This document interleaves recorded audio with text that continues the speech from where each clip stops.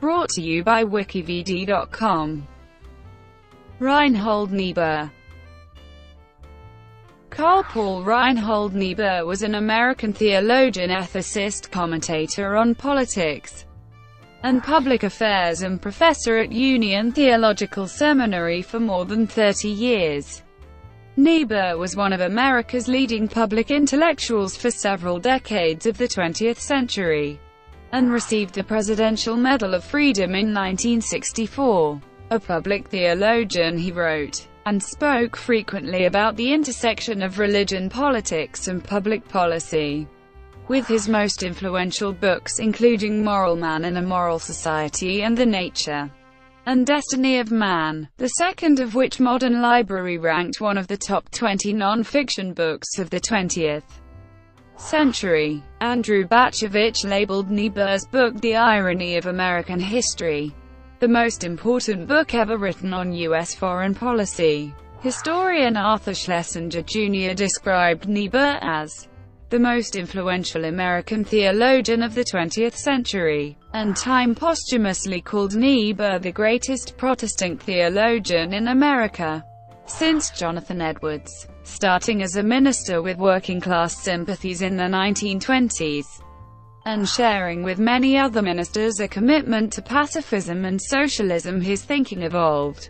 during the 1930s. To Neo-orthodox realist theology as he developed the philosophical perspective known as Christian realism. He attacked utopianism as ineffectual for dealing with reality, writing in The Children of Light and the Children of Darkness, man's capacity for justice makes democracy possible, but man's inclination to injustice makes democracy necessary.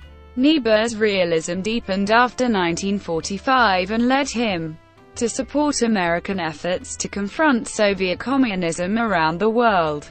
A powerful speaker, he was one of the most influential thinkers of the 1940s and 1950s in public affairs.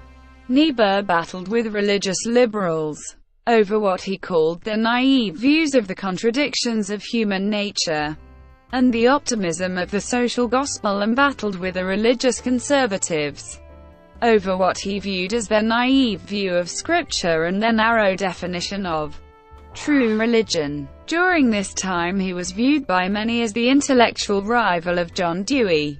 Niebuhr's long-term impact on political philosophy involved his utilizing the resources of theology to argue for political realism. His work has also significantly influenced international relations theory, leading many scholars to move away from idealism and embrace realism. A large number of scholars, including political scientists, political historians, and theologians, have noted his influence on their thinking. Aside from academics, numerous politicians and activists such as former U.S.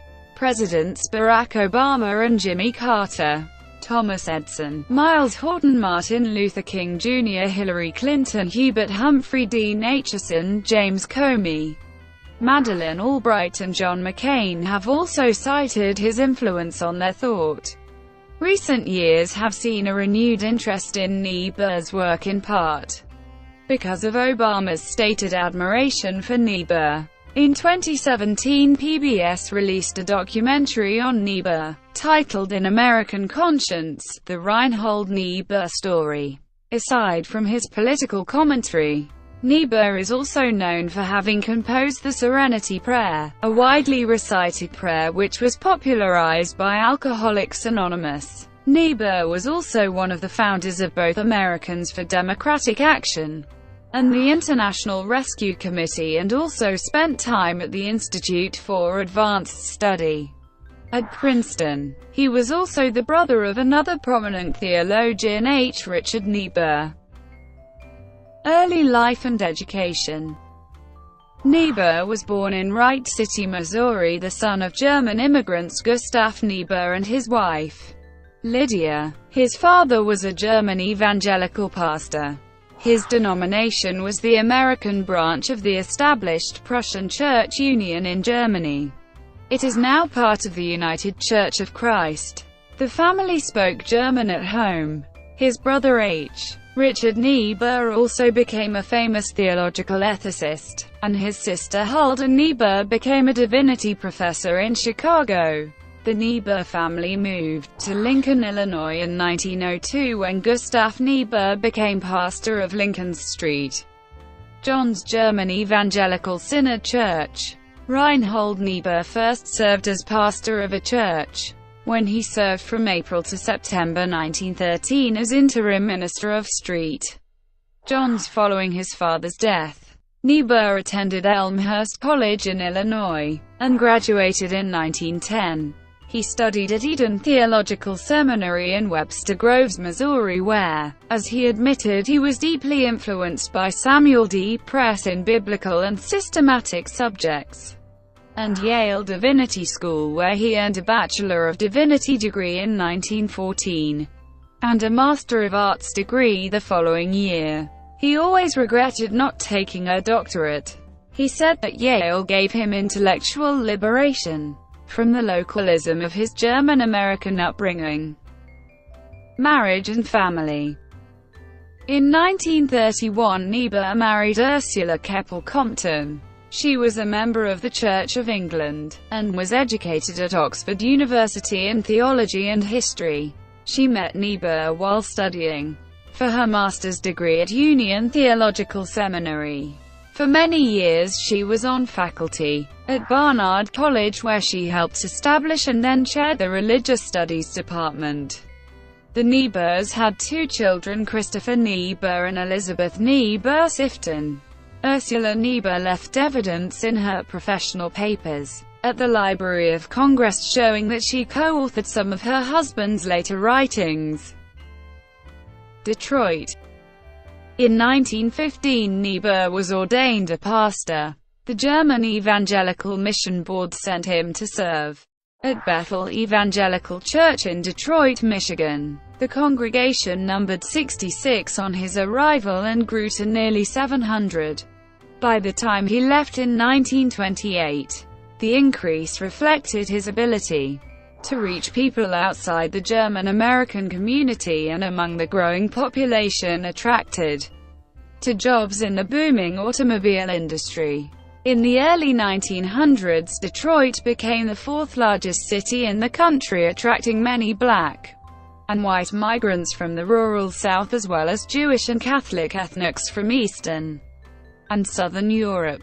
They competed for jobs and limited housing, and the city's rapid changes and rise in social tensions contributed to the growth in numbers of Ku Klux Klan members in the city, which reached its peak in 1925, and to the Black Legion during that year's city election campaign, in which the Klan publicly supported several candidates including for the office of mayor.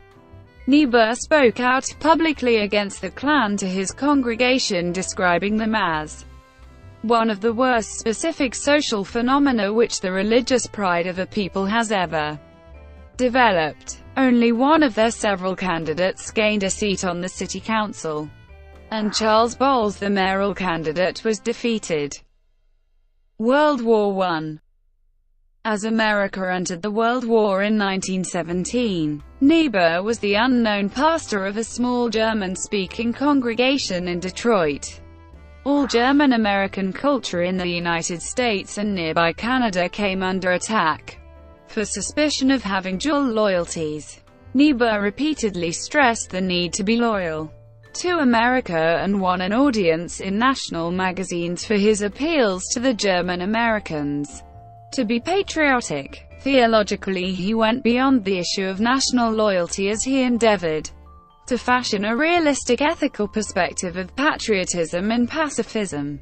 He endeavored to work out a realistic approach to the moral danger posed by aggressive powers, which many idealists and pacifists failed to recognize. During the war, he also served his denomination as executive secretary of the War Welfare Commission, while maintaining his pastorate in Detroit. A pacifist at heart, he saw compromise as a necessity, and was willing to support war in order to find peace, compromising for the sake of righteousness. Origins of Niebuhr's working class and labor class sympathy. Several attempts have been made to explicate the origins of Niebuhr's sympathies from the 1920s to working-class and labor-class issues as documented by his biographer Richard W. Fox. One supportive example has concerned his interest in the plight of auto workers in Detroit. This one interest, among others, can be briefly summarized below. After seminary, Niebuhr preached the social gospel, and then initiated the engagement of what he considered the insecurity of Ford workers. Niebuhr had moved to the left and was troubled by the demoralizing effects of industrialism on workers. He became an outspoken critic of Henry Ford and allowed union organizers to use his pulpit to expound their message of workers' rights. Niebuhr attacked poor conditions created by the assembly lines and erratic employment practices. Because of his opinion about factory work, Niebuhr rejected liberal optimism. He wrote in his diary, "We went through one of the big automobile factories today. The foundry interested me particularly. The heat was terrific. The men seemed weary. Here manual labor is a drudgery and toil is slavery. The men cannot possibly find any satisfaction in their work. They simply work to make a living. Their sweat and their dull pain are part of the price paid for the fine cars we all run. And most of us run the cars without knowing what price is being paid for them. We are all responsible. We all want the things which the factory produces, and none of us is sensitive enough to care how much inhuman values the efficiency of the modern factory costs." The historian Ronald H. Stone thinks that Niebuhr never talked to the assembly line workers, but projected feelings onto them after discussions with Rev. Samuel Marquis. Niebuhr's criticism of Ford and capitalism resonated with progressives, and helped make him nationally prominent. His serious commitment to Marxism developed after he moved to New York in 1928. In 1923, Niebuhr visited Europe to meet with intellectuals and theologians. The conditions he saw in Germany under the French occupation of the Rhineland dismayed him. They reinforced the pacifist views that he had adopted throughout the 1920s after World War I. 1930s, growing influence in New York. Niebuhr captured his personal experiences in Detroit in his book Leaves from the Notebook of a Tamed Cynic. He continued to write and publish throughout his career, and also served as editor of the magazine Christianity and Crisis from 1941 through 1966. In 1928, Niebuhr left Detroit to become professor of practical theology at Union Theological Seminary in New York. He spent the rest of his career there, until retirement in 1960. While teaching theology at Union Theological Seminary, Niebuhr influenced many generations of students and thinkers, including the German minister Dietrich Bonhoeffer of the anti-Nazi Confessing Church. The Fellowship of Socialist Christians was organized in the early 1930s by Niebuhr and others with similar views. Later it changed its name to Frontier Fellowship and then to Christian Action. The main supporters of the fellowship in the early days included Edward Hyman Sherwood Eddy, Paul Tillich and Rose Terlin. In its early days the group thought capitalist individualism was incompatible with Christian ethics. Although not communist, the group acknowledged Karl Marx's social philosophy. Niebuhr was among the group of 51 prominent Americans who formed the International Relief Association that is today known as the International Rescue Committee. The committee mission was to assist Germans suffering from the policies of the Hitler regime. Niebuhr and Dewey. In the 1930s, Niebuhr was often seen as an intellectual opponent of John Dewey. Both men were professional polemicists and their ideas often clashed, although they contributed to the same realms of liberal intellectual schools of thought. Niebuhr was a strong proponent of the Jerusalem religious tradition as a corrective to the secular Athens tradition insisted upon by Dewey. In the book Moral Man and Immoral Society, Niebuhr strongly criticized Dewey's philosophy, although his own ideas were still intellectually inchoate. 2 years later, in a review of Dewey's book A Common Faith, Niebuhr was calm and respectful towards Dewey's religious footnote on his then large body of education and pragmatic philosophy. Neo-orthodox theology.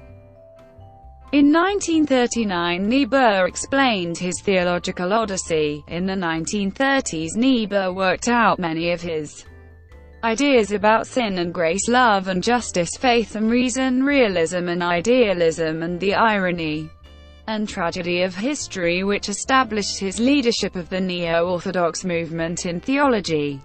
Influenced strongly by Karl Barth and other dialectical theologians of Europe, he began to emphasize the Bible as a human record of divine self-revelation. It offered, for Niebuhr, a critical but redemptive reorientation of the understanding of humanity's nature and destiny. Niebuhr couched his ideas in Christ-centered principles such as the Great Commandment and the doctrine of original sin. His major contribution was his view of sin as a social event, as pride, with selfish self-centeredness as the root of evil. The sin of pride was apparent not just in criminals, but more dangerously in people who felt good about their deeds, rather like Henry Ford.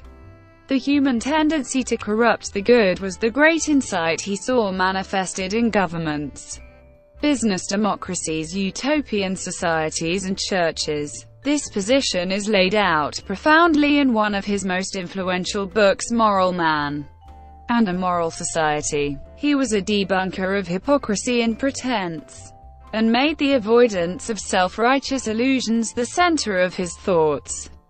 Niebuhr argued that to approach religion as the individualistic attempt to fulfill biblical commandments in a moralistic sense is not only an impossibility, but also a demonstration of man's original sin, which Niebuhr interpreted as self-love. Through self-love, man becomes focused on his own goodness and leaps to the false conclusion, one he called the Promethean illusion, that he can achieve goodness on his own. Thus man mistakes his partial ability to transcend himself for the ability to prove his absolute authority over his own life and world. Constantly frustrated by natural limitations, man develops a lust for power which destroys him and his whole world. History is the record of these crises and judgments which man brings on himself. It is also proof that God does not allow man to overstep his possibilities. In radical contrast to the Promethean illusion, God reveals himself in history, especially personified in Jesus Christ, as sacrificial love which overcomes the human temptation to self-deification, and makes possible constructive human history. Domestic. During the 1930s, Niebuhr was a prominent leader of the militant faction of the Socialist Party of America. Although he disliked die-hard Marxists, he described their beliefs as a religion in a thin one. At that, in 1941 he co-founded the Union for Democratic Action, a group with a strongly militarily interventionist internationalist foreign policy and a pro-union liberal domestic policy. He was the group's president until it transformed into the Americans for Democratic Action in 1947. International. Within the framework of Christian realism, Niebuhr became a supporter of American action in World War II, anti-communism, and the development of nuclear weapons. However, he opposed the Vietnam War. At the outbreak of World War II, the pacifist component of his liberalism was challenged.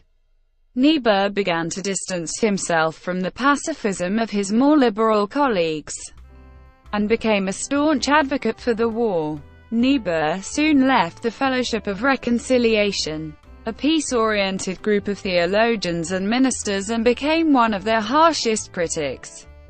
This departure from his peers evolved into a movement known as Christian realism. Niebuhr is widely considered to have been its primary advocate. Niebuhr supported the Allies during World War II and argued for the engagement of the United States in the war. As a writer popular in both the secular and the religious arena and a professor at the Union Theological Seminary, he was very influential both in the United States and abroad. While many clergy proclaimed themselves pacifists because of their World War I experiences, Niebuhr declared that a victory by Germany and Japan would threaten Christianity. He renounced his socialist connections and beliefs and resigned from the Pacifist Fellowship of Reconciliation. He based his arguments on the Protestant beliefs that sin is part of the world, that justice must take precedence over love, and that pacifism is a symbolic betrayal of absolute love but cannot prevent sin. Although his opponents did not portray him favorably, Niebuhr's exchanges with them on the issue helped him mature intellectually.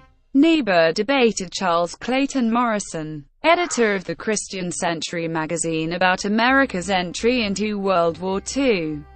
Morrison and his pacifistic followers maintained that America's role should be strictly neutral and part of a negotiated peace only, while Niebuhr claimed himself to be a realist who opposed the use of political power to attain moral ends. Morrison and his followers strongly supported the movement to outlaw war that began after World War I, and the Kellogg-Briand Pact of 1928.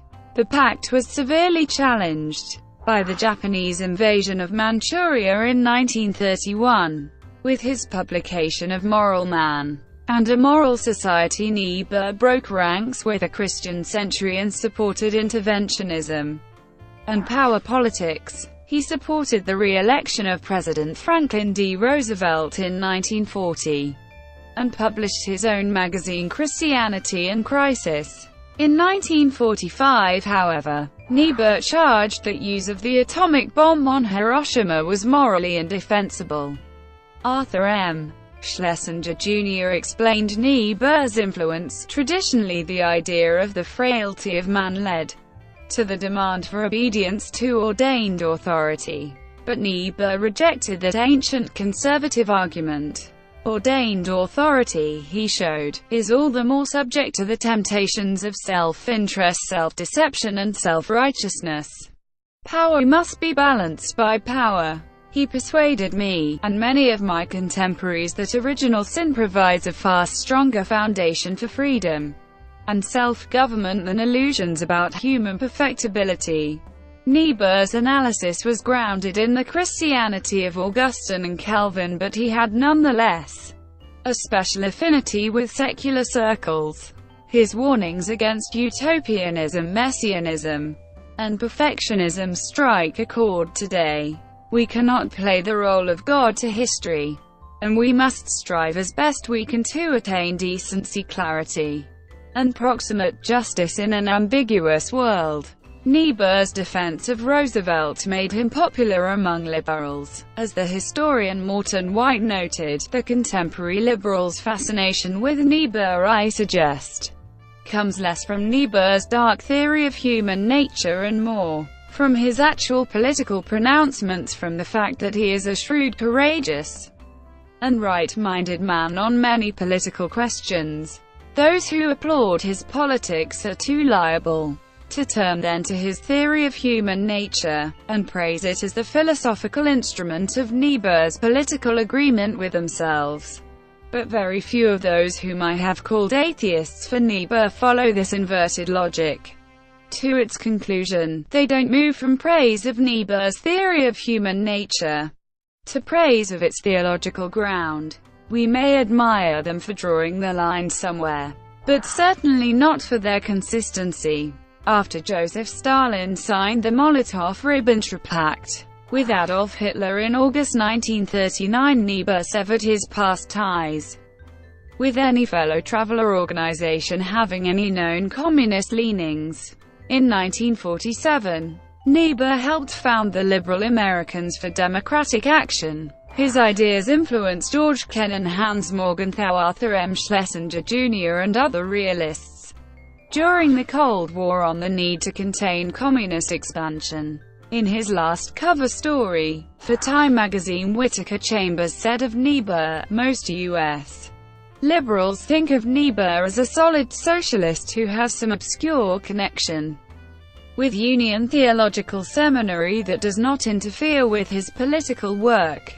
Unlike most clergymen in politics drive, Niebuhr is a pragmatist," says James Loeb, Secretary of Americans for Democratic Action. Most so-called liberals are idealists. They let their hearts run away with their heads.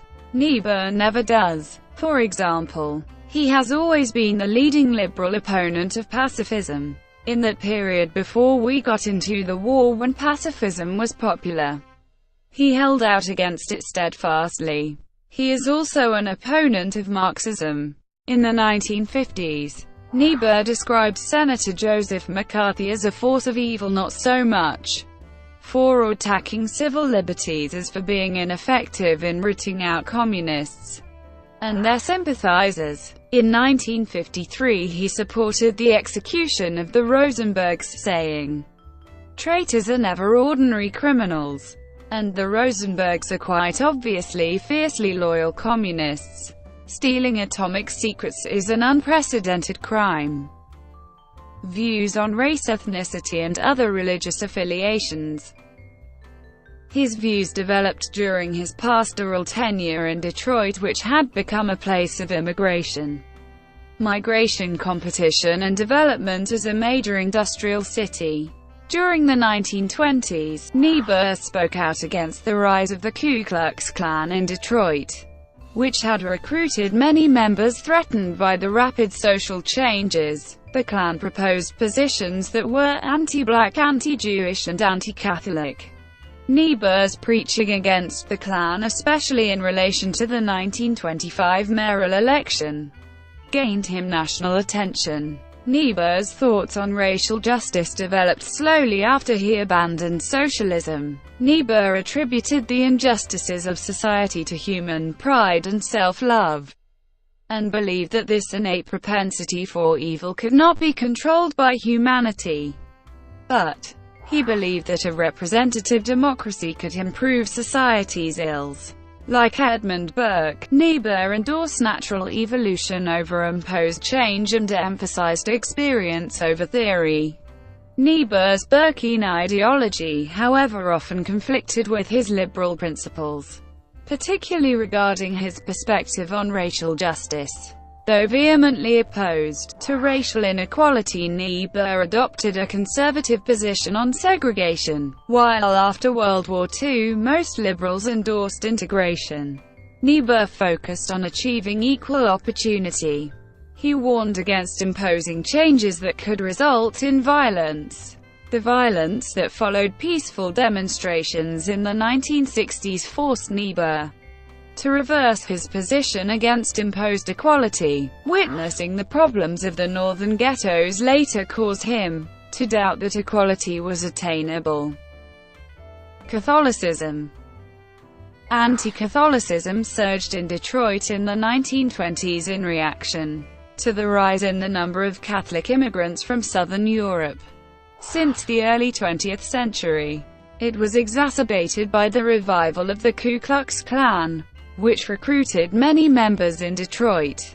Niebuhr defended pluralism by attacking the Klan. During the Detroit mayoral election of 1925, Niebuhr's sermon, "We Fair-Minded Protestants Cannot Deny," was published on the front pages of both the Detroit Times and the Free Press. This sermon urged people to vote against mayoral candidate Charles Bowles, who was being openly endorsed by the Klan.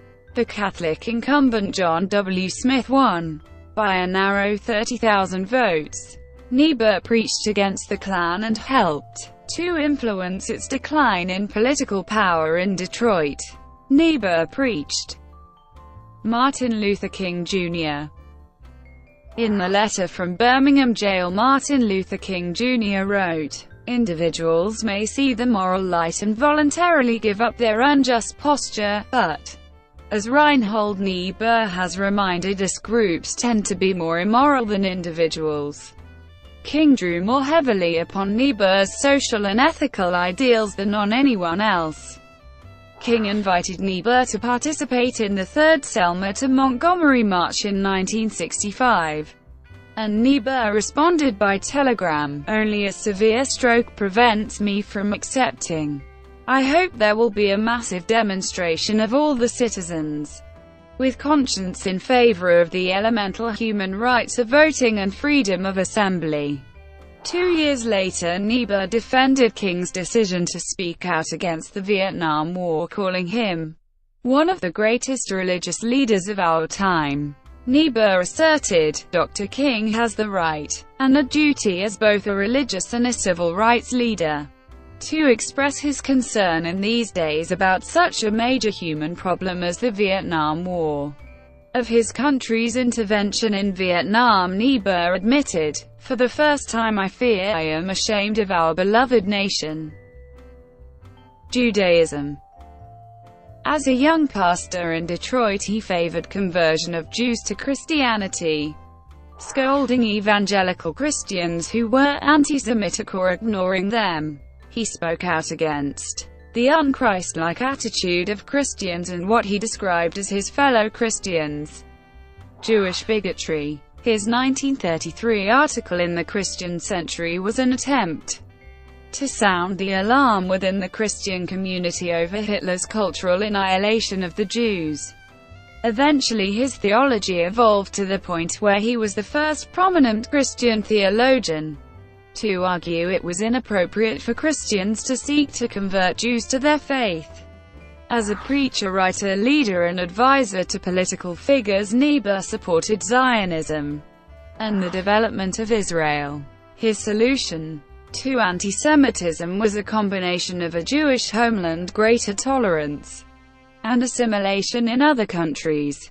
As early as 1942, he advocated the expulsion of Arabs from Palestine and their resettlement in other Arab countries. His position may have related to his religious conviction that life on earth is imperfect, and his concern about German anti-Semitism. History. In 1952, Niebuhr published The Irony of American History, in which he interpreted the meaning of the United States past. Niebuhr questioned whether a humane, ironical interpretation of American history was credible on its own merits, or only in the context of a Christian view of history. Niebuhr's concept of irony referred to situations in which the consequences of an act are diametrically opposed to the original intention, and the fundamental cause of the disparity lies in the actor himself and his original purpose. His reading of American history based on this notion, though from the Christian perspective, is so rooted in historical events that readers who do not share his religious views can be led to the same conclusion. Niebuhr's great foe was idealism. American idealism, he believed, comes in two forms: the idealism of the anti-war non-interventionists who are embarrassed by power, and the idealism of pro-war imperialists who disguise power as virtue. He said the non-interventionists, without mentioning Harry Emerson Foddick by name, seek to preserve the purity of their souls either by denouncing military actions or by demanding that every action taken be unequivocally virtuous. They exaggerate the sins committed by their own country, excuse the malevolence of its enemies, and, as later polemicists have put it, inevitably blame America first. Niebuhr argued this approach was a pious way to refuse to face real problems. Serenity Prayer. Niebuhr claimed he wrote the short Serenity Prayer. Fred R. Shapiro, who had cast doubts on Niebuhr's claim, conceded in 2009 that the new evidence does not prove that Reinhold Niebuhr wrote the prayer, but it does significantly improve the likelihood that he was the originator. The earliest known version of the prayer, from 1937, attributes the prayer To Niebuhr in this version, Father, give us courage to change what must be altered, serenity to accept what cannot be helped, and the insight to know the one from the other. The most popular version, the authorship of which is unknown, reads, God grant me the serenity to accept the things I cannot change, courage to change the things I can, and the wisdom to know the difference. Influence. Many political scientists such as George F. Kennan, Hans Morgenthau, Kenneth Waltz, and Samuel P. Huntington, and political historians such as Richard Hofstadter, Arthur M. Schlesinger Jr., and Christopher Lasch have noted his influence on their thinking. Niebuhr exerted a significant influence upon mainline Protestant clergy in the years immediately following World War II, much of it in concord with the Neo-orthodox and the related movements. That influence began to wane and then dropped toward the end of his life. The historian Arthur M. Schlesinger Jr. in the late 20th century described the legacy of Niebuhr as being contested between American liberals and conservatives, both of whom wanted to claim him. Martin Luther King Jr. gave credit to Niebuhr's influence. Foreign policy conservatives point to Niebuhr's support of the containment doctrine during the Cold War as an instance of moral realism. Progressives cite his later opposition to the Vietnam War. In more recent years, Niebuhr has enjoyed something of a renaissance in contemporary thought, although usually not in liberal Protestant theological circles. Both major party candidates in the 2008 presidential election cited Niebuhr as an influence.